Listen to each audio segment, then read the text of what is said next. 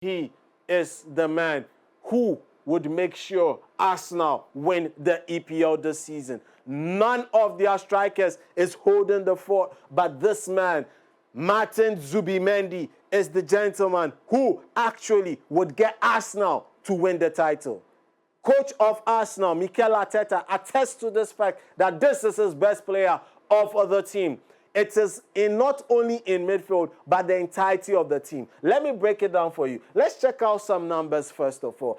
Real Sociedad, in 10 games, in 6 years in total, he scored 10 goals and 8 assists. In 6 months, follow me, be with me.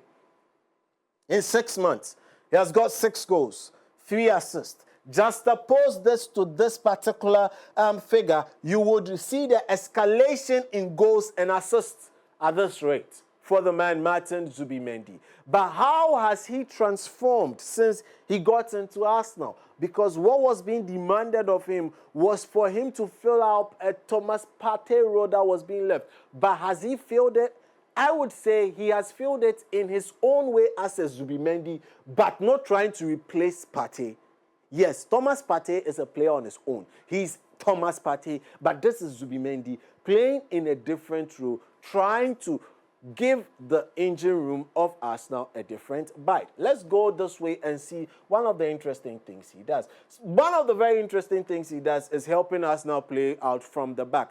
In this sequence, look at the way the players look to have calmed him down, but that ball comes to him automatically. He has an outlet here to Hincapié, and Hincapié now turns and have more room to move the ball forward. So not being pressed 1-to-1 here scares Arsenal any longer because of the man Zubimendi. Occasionally, you also get Zubimendi dropping into this part of the defense to actually help Arsenal push out from the back, depending on how close the defending team is pressing. The more they press them to their goalkeeping line, the more the likes of Zubimendi gets closer to his box to actually alleviate that pressure and help his team, Arsenal, play from the back. Now, aside helping his team play from the back, he has been the liberator. Yes, I call him Martin Liberator Zubimendi because he alleviates and liberates his players anytime they are under pressure. He has been that key cog to help them create a lot of interchanging passing and a couple of triangles here and there. Look at this particular incident. So you've got Ødegaard back here, also again going back, trying to help play out the ball, but you've got Zubimendi maintaining this position. Now Zubimendi is going to push forward, alleviating pressure from his team, allowing the likes of Rice and Ødegaard to still stay back. But in this sequence, Saka gets in this ball. Is definitely under pressure from Cucurella. What can Saka do? All Saka can just do is tap the ball into the path of the onrushing Zubimendi. That is how he has been just taken off pressure from his entire team. Now, aside of that, he has been that gentleman who has also been getting into final third areas in key moments to actually cause trouble for the opponent. And in a lot of cases, he is that key that has been unlocking tight defenses anytime they decide to sit in a low block situation, allowing the pressure from Arsenal. They know Arsenal will tinker and pass around the ball. But when it gets to a man like Zubimendi, his directness is what would get them the goals. Just recount a couple of weeks back when Arsenal played Sunderland. Sunderland was so resolute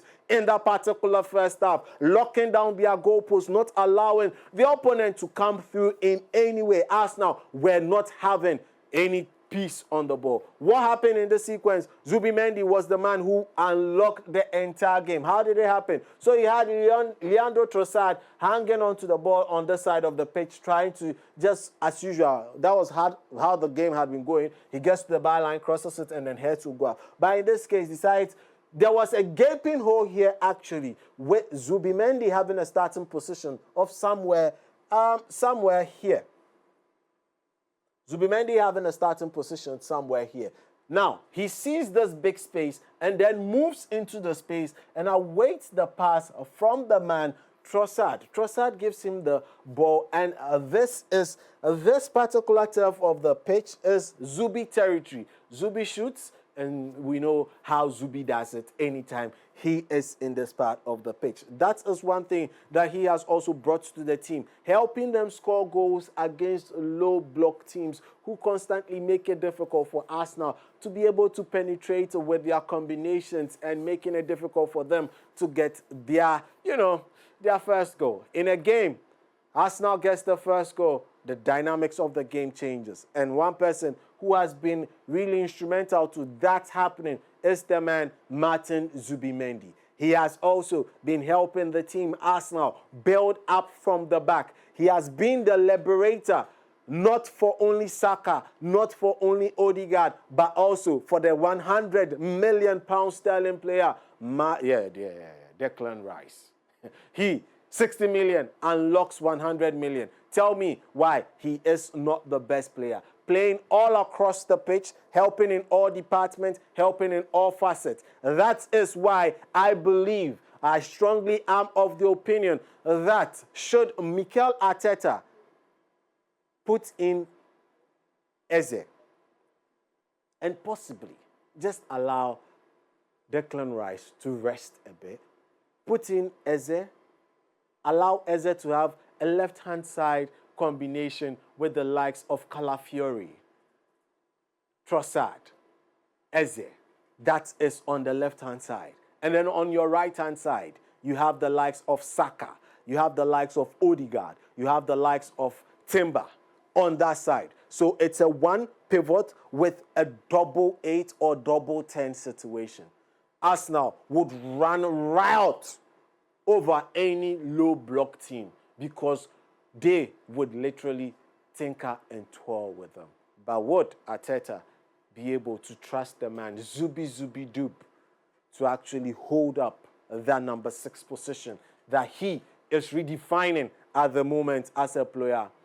Only time will tell. That's why the man, Zubimendi, is the best player of Arsenal. And ladies and gentlemen, as we have awarded our best player of Arsenal on that note, that's that as far as that is concerned.